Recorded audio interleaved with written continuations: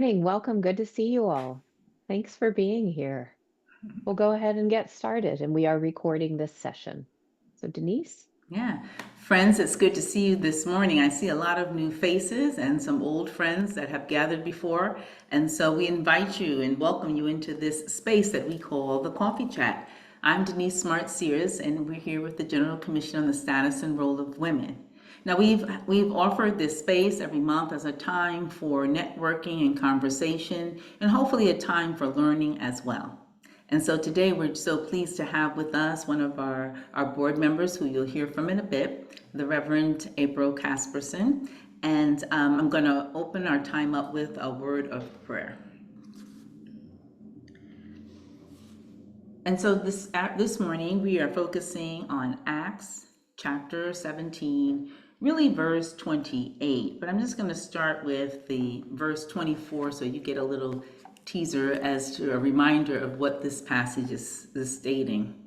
It begins with, "The God who made the world and everything in it is the Lord of heaven and earth and does not live in temples built by hands." And so as we come down to verse 28, "For in God we live and move and have our being.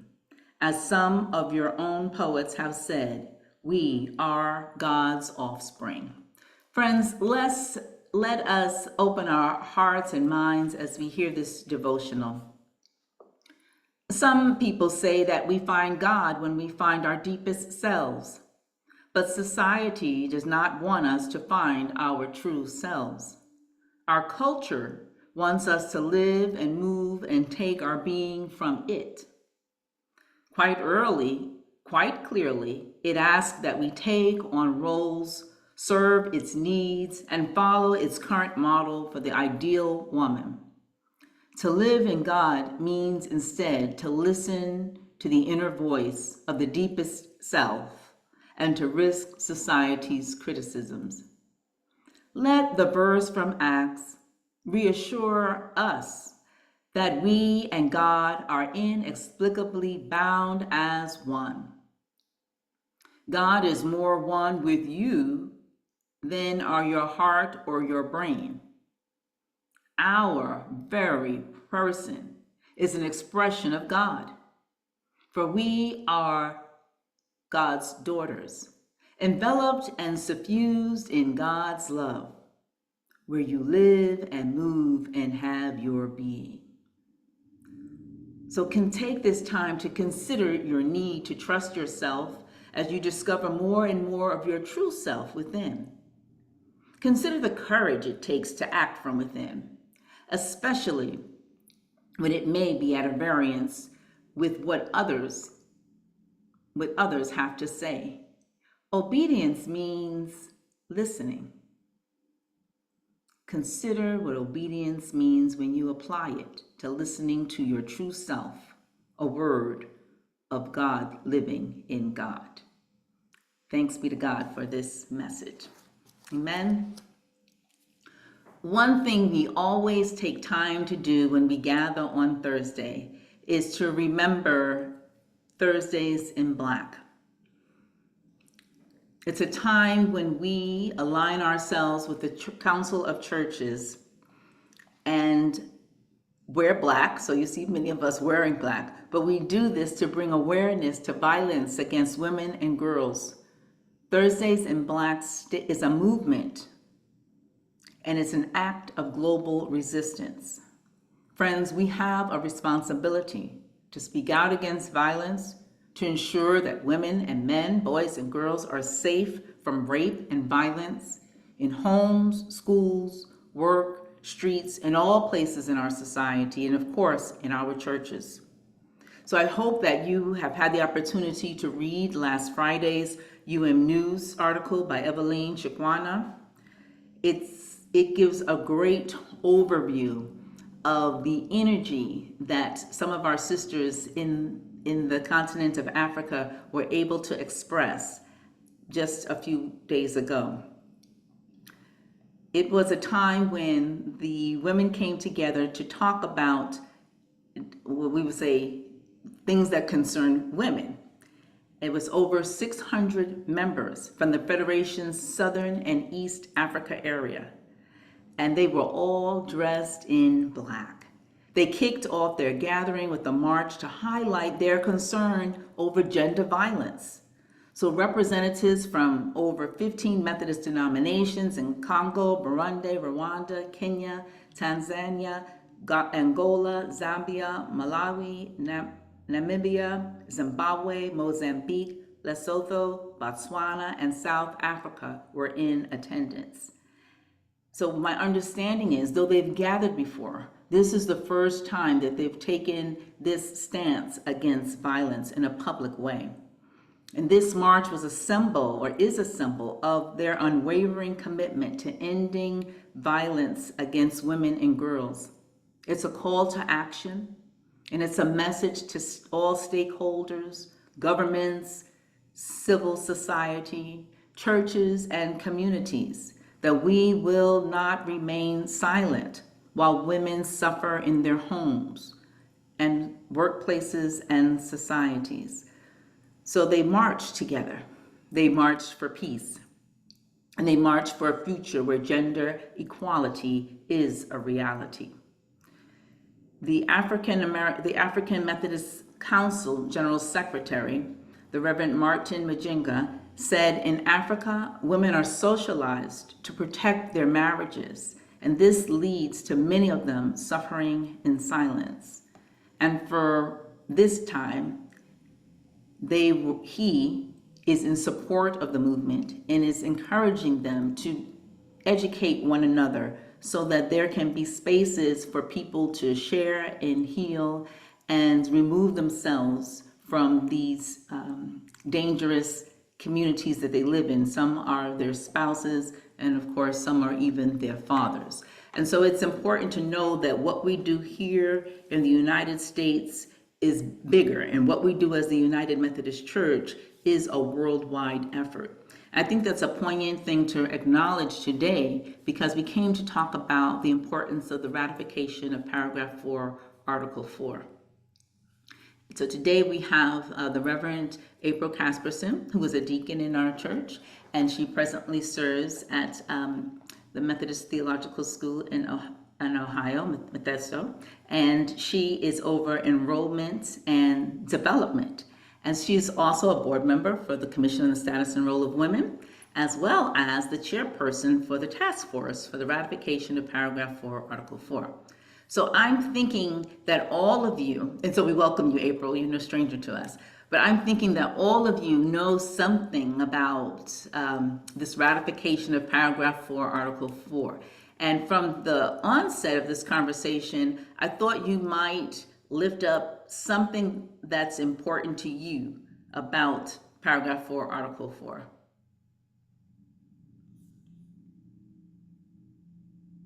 Anyone want to unmute and share their sentiments at this time? Or maybe you all came to learn. Well, I know Julia and Stephanie didn't come to learn, and Crystal didn't come to learn because they know all these things. But perhaps you're coming with some new questions. Anyone want to raise some new questions as we begin our conversation today? I have a quick question, Okay. and maybe there's an answer to this, maybe there's not. So, um, and I also realize this is very, very time limited.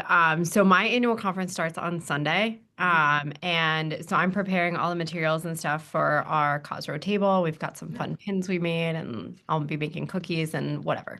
But we're looking at all the documents and stuff, like all the things we're gonna hand out. And I was wondering if you had like just like a quick, like small something that I could print out and like also have on our table. Like I feel like all of the information I've seen about this, it's like it's either like just that one little purple box, or it's like lengthy materials on why this matters. And I'm like, no one's gonna read that. Like, to be honest with you, right? Like if I put that out on a table, no one's gonna be there. But like, is there anything that you have like a short list of like why this, like 2 or 3 talking points?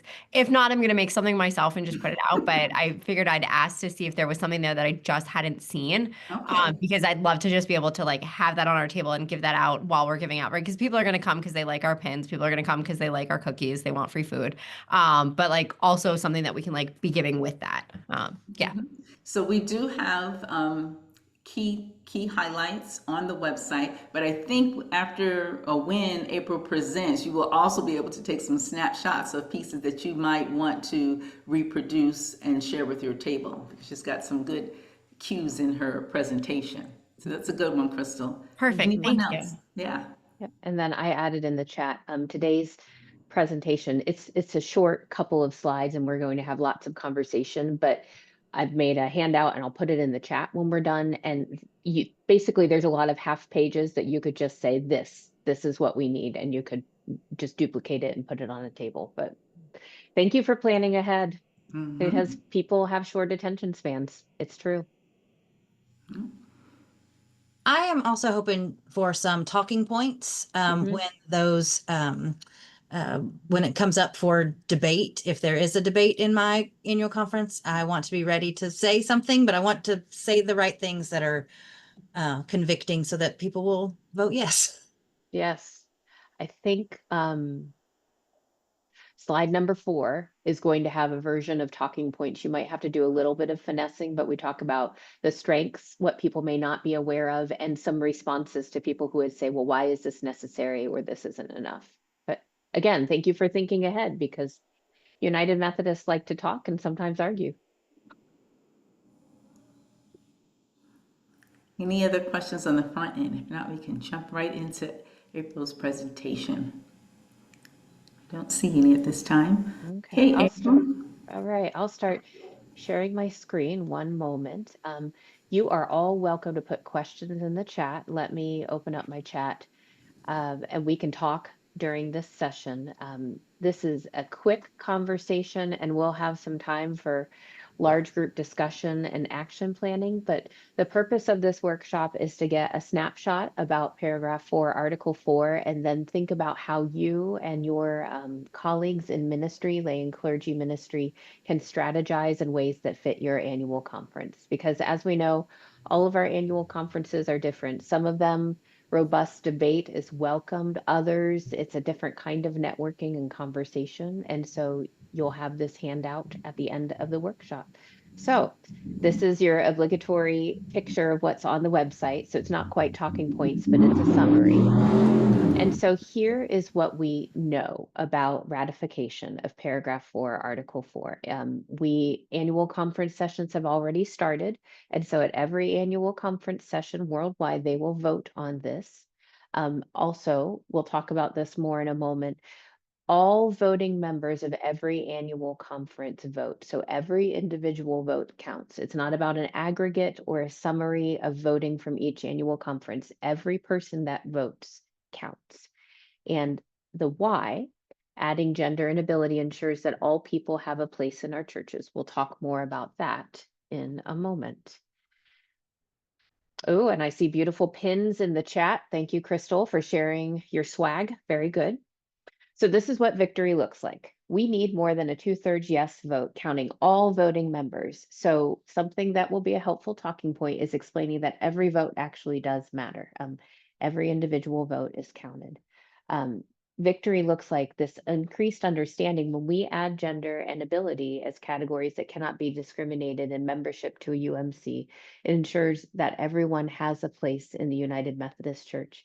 This is true already in our Constitution, but being more explicit gives us some opportunities for better welcoming all people. And also, we recognize that this is not an end place. We've not solved all forms of discrimination by simply putting gender and ability as categories that cannot be discriminated against.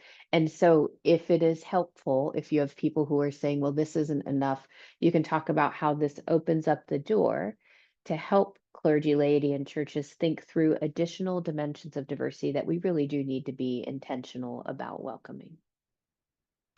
So we'll spend a couple of minutes talking about this slide, and then I'd love to hear your thoughts before we move on. The top left slide, strengths. We have a lot of strengths right now. The UMC is different. We still have theological diversity. So let me be clear, we are not of one mind in all sorts of topics. But the voting members are different than they were in 2019, in 2020, in 2024. And so it's a different landscape. On the top right corner, you'll see the benefits of passing ratification. More people are truly welcomed into membership within the UMC. That is I hope it would be a universal value, and you could lift that up if appropriate when you're looking for talking points. And then it is clearer that we cannot use gender and ability as ways or strategies to discriminate. The bottom left corner, here's some of the weaknesses of our reality. Some voting members may not even know they will be voting on this. They may have heard about regionalization, but they may not be aware of additional ballots or the importance of the ballots or even the strategy of the ordering of the ballots. There may be some voting members that don't understand the content or voting process. We cannot change this legislation. You vote yes or no, or for or against. I don't know if some annual conferences will allow conversation or debate, or if they will go just straight to a debate. That could add a whole different nuance, and I could see some unintentional messiness if people are saying, well, let's get in there and make some amendments, and then there's confusion. Why can't we make amendments? So your mileage may vary. And then, as I've shared before, not everyone may understand that every individual vote is counted. So this is a numbers game. We need 2/3 of all voting members to vote yes. And then finally, the dangers on the bottom right corner. Um, some people may feel anxiety, fear, confusion, or feel threatened. Anxiety can go both ways. Some contexts may hear adding dimensions of diversity like gender or ability as pushing an agenda or connected to some sort of theological or political ideology, and they say, well, I want nothing to do with that. Or the flip side, there could be persons who say, this is not nearly enough. Why should I vote on this if this is not nearly enough?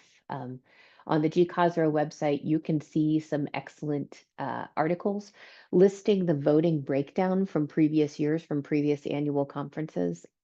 This is my opinion. I think that in the United States, there were some annual conferences that voted overwhelmingly no. Some of them, it was thinking this was about sexuality and not about gender. Others may have voted no because they felt like this didn't go far enough. So you can see opposition can go both ways. Fear, people could be afraid, like, why are we voting on this? It's scary to think about the Constitution of the United Methodist Church, or even feel threatened, like, why are we talking about these topics, or this is too close to home. And then also, finally, I hate to say this, but there may be some persons who actively spread disinformation so that people vote against this. May have a shadow agenda or another agenda, which, as we know, happens in all sorts of organizations, including religious organizations, including the United Methodist Church. Nitsa, I see your question in the chat. Thank you for raising this. Nitsa's question is, why is this necessary? Nobody has been denied membership before. So if we follow the rules of the United Methodist Church, correct, no one can be denied membership, but we have precedent that persons have been denied membership through bias, through using loopholes, or saying that gender and ability are not explicitly named, therefore you don't have to be permitted membership within the United Methodist Church. So you're right. If everyone followed the rules, we wouldn't have a problem, but people don't follow the rules, and that's why we're moving forward on this. I'm glad you wrote that in the chat. Thank you. Oh, Carla, I see your example in the Holston conference. It breaks my heart. And also, we have heard about similar experiences throughout the connection. So yes, Julia is talking about closing the loophole. Sometimes we are an orderly people, so we need to close the loophole. So you're invited to put your reactions to this current reality in the chat, or you can take yourself off of mute. We're a small enough group. Would you like to share anything briefly, any reactions or thoughts before we move on to action planning? Anything you'd like to share?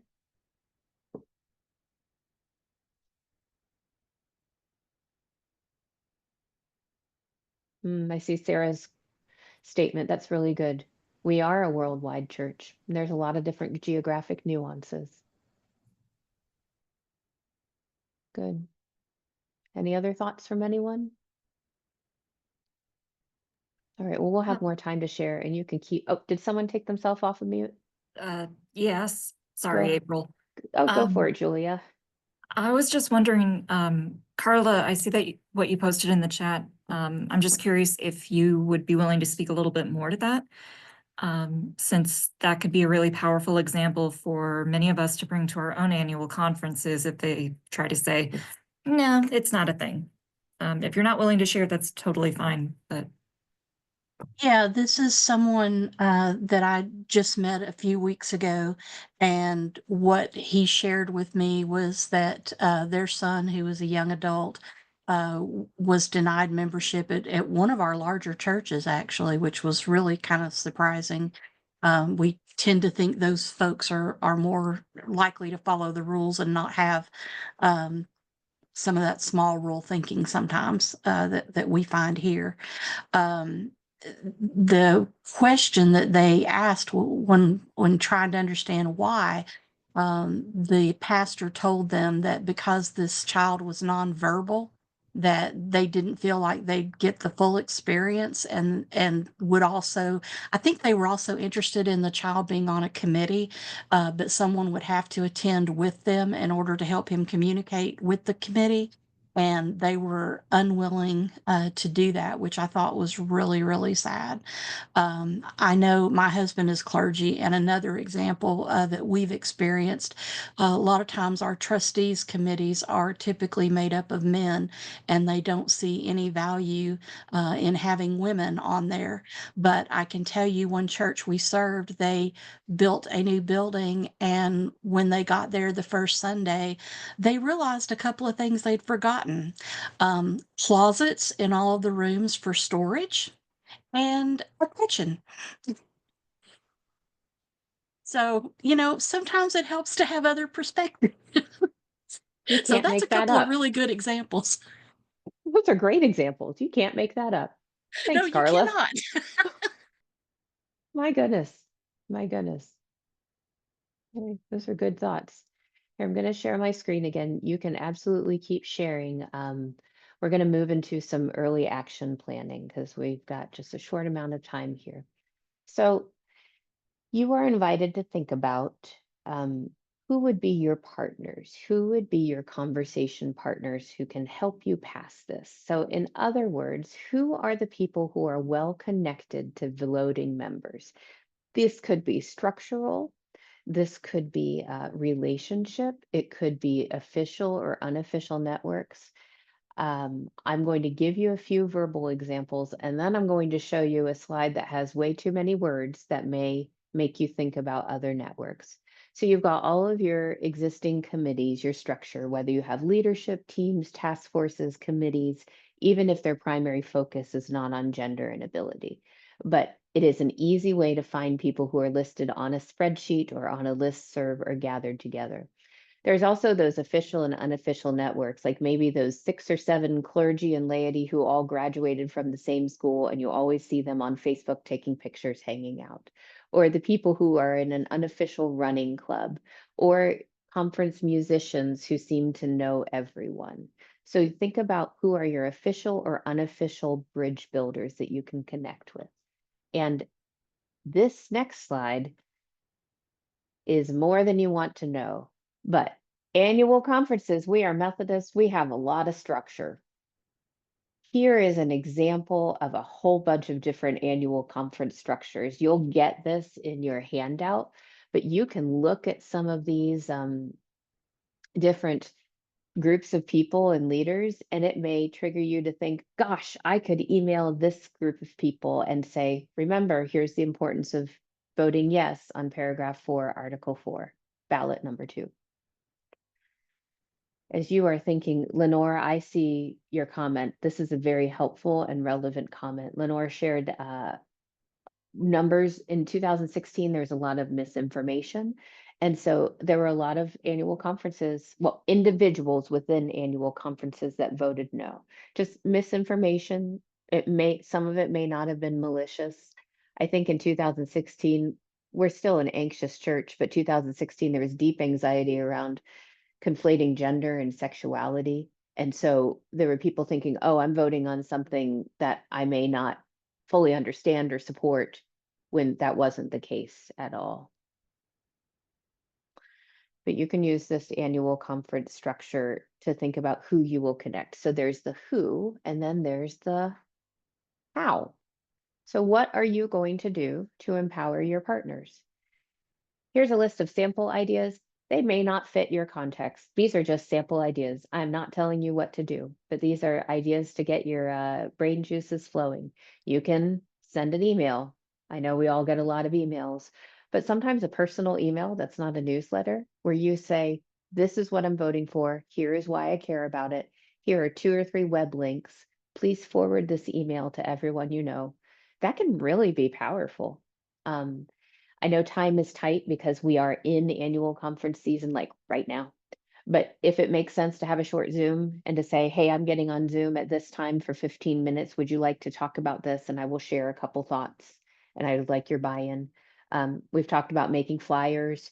There's an example in the chat from the GCSRW website. You'll get this handout where you can slice and dice these slides and use them.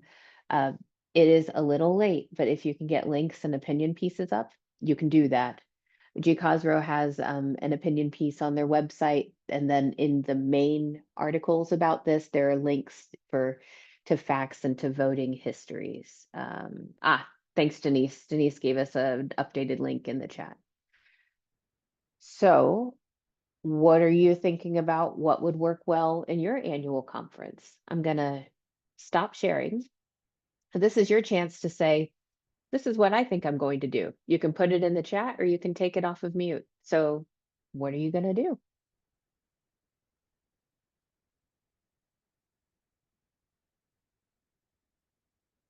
Or you may have already done it. Stephanie, what would you like to share?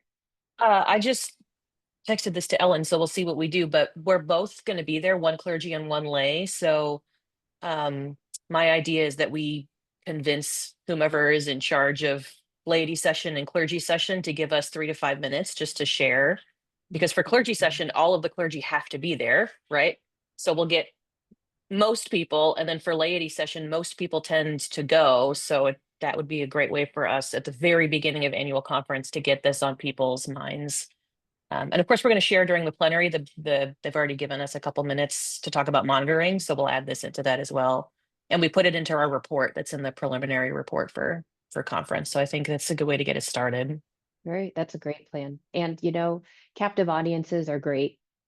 That's the joy of being an annual conference people is you have a lot of captive audiences. It may be hard to get the stage for 90 seconds or 3 minutes, but when you do, it can be powerful. I see Lauren's comment in the chat. Yep, in the pre-conference workbook, and you've got a table. People love goodies. Oh, and agenda time. That's great. Oh, Lenore, you've got webinars. That's great. And I think the email strategy can be really powerful as well. Good thinking. Thank you. Other thoughts, ideas from anyone else on here?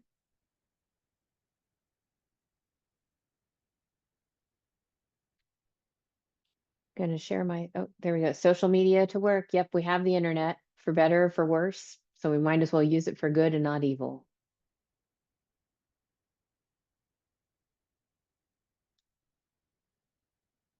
I'm not done talking, but I'm going to share my screen one more time. Oh, Sarah, I like your Holston idea of the video. That's great. Sarah, what were you going to say about that? Well, I was, I'm an associate pastor, and so my senior pastor and I got together and created a video a couple weeks ago. Part of it was urging our clergy, because we sent it to the clergy of the conference, to make sure their laity understand what these are, and also encouraging our retired pastors to actually go to annual conference. In our annual conference, they don't often do that, and their votes are needed. But we've really focused on ballots 2 and 3 because we felt like everybody has talked about regionalization, and then we didn't feel like clergy education was that big a deal. Maybe it is, but we didn't feel like that would be the one that people would struggle with. And so we focused on those two, giving some history, trying to encourage folks to understand that these are not progressive political propaganda that, particularly for this amendment, COSRO has been working on that for 40, almost 40 years, 36 or 7, I think. So that it's not something new. And so just to get some more information out, and we're working on a follow-up email to folks. Our annual conference starts in like 2 weeks. So in that time, just as a reminder of what we've done. That's some great strategy right there. Thanks for sharing. Do others have thoughts?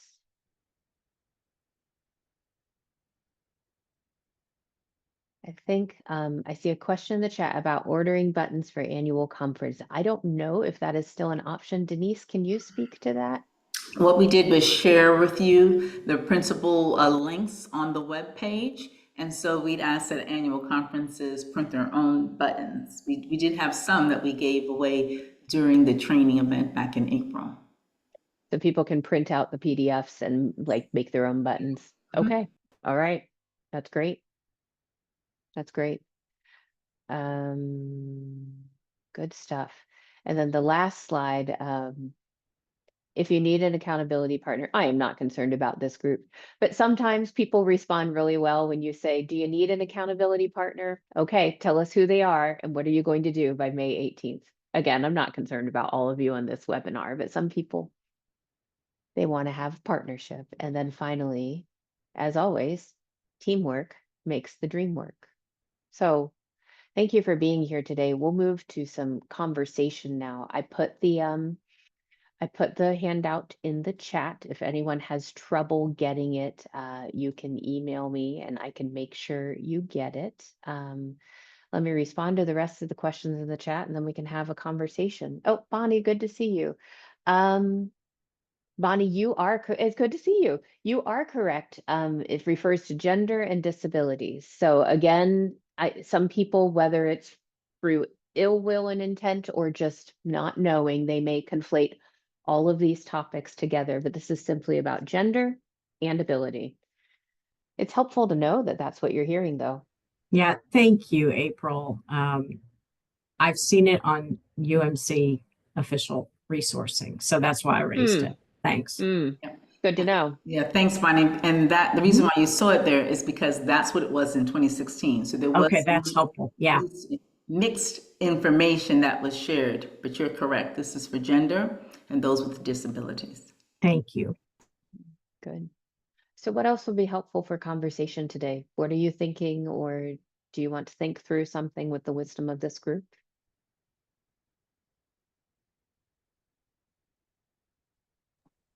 I might have missed this in the beginning of the conversation, but was there a talk about, I think I heard somebody talking about speaking from the floor. I've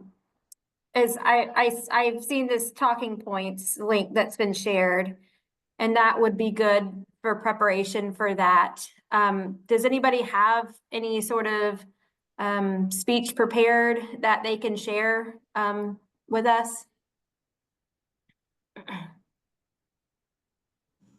If you are given, Lindsay, 3 minutes or so to speak, come prepared to all of you, because you never know. They may say, can someone speak to this? And so please be that representative and prepare a few words. Just speak from your heart and say why these categories are important and why they need to be protected.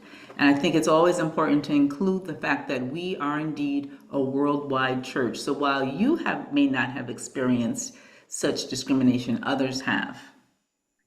I'm wondering, Lindsay, if you could use the second, third, and fourth slides in the handout.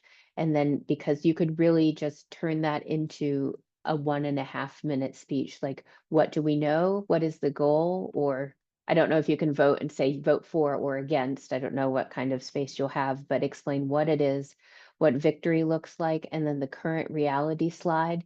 You could talk about how, especially the benefits, this is about welcoming people into the UMC.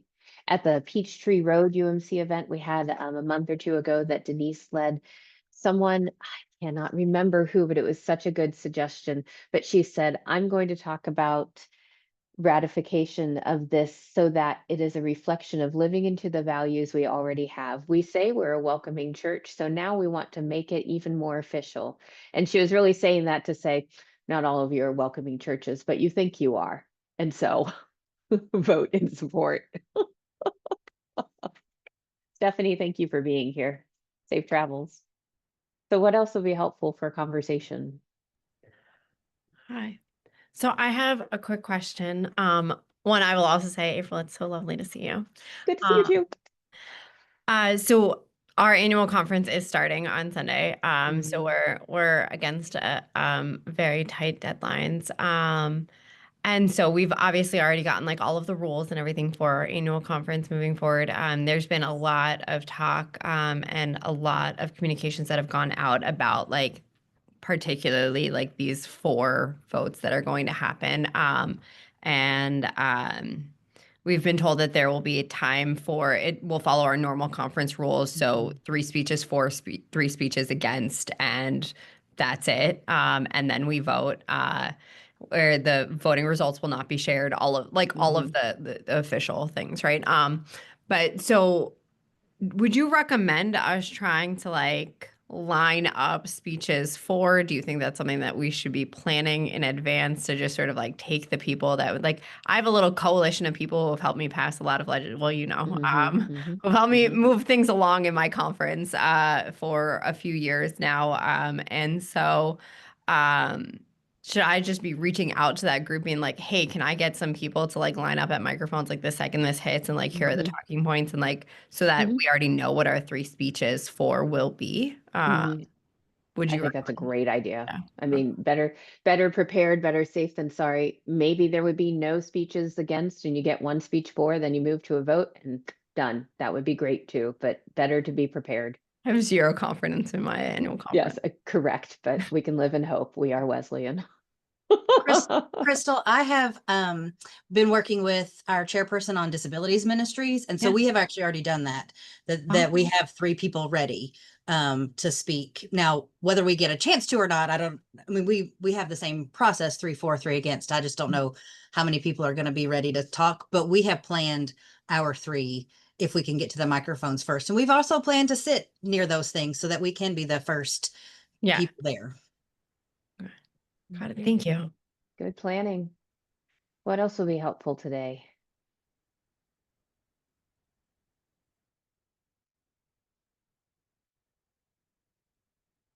Anyone else? Well, that's what we had to share for today. Denise, is there anything else that you would like to share that we need to cover today since we're all together? We're ahead of schedule, but I hope that's okay. That's just fine. I just want you all to remember the importance of monitoring and sending those reports back to GCSRW and using that data, right, to inform your work in your annual conference. But I'm thankful for your participation and your sharing because you did remind me of a few things as well. So I hope that we are all able to leave with some fresh information to take back to our annual conferences. Fantastic. Well, thank you all for being here today. Great to see all of you. Have fun with the handout. Do whatever you need to do. Reach out to us through email if there's anything that would be helpful. But thanks for being here today. All right. Safe travels. Have good annual conference seasons. Let's go be holy conferencing people. See you later. Thank you so much. You're welcome. Good to have you here. Bye.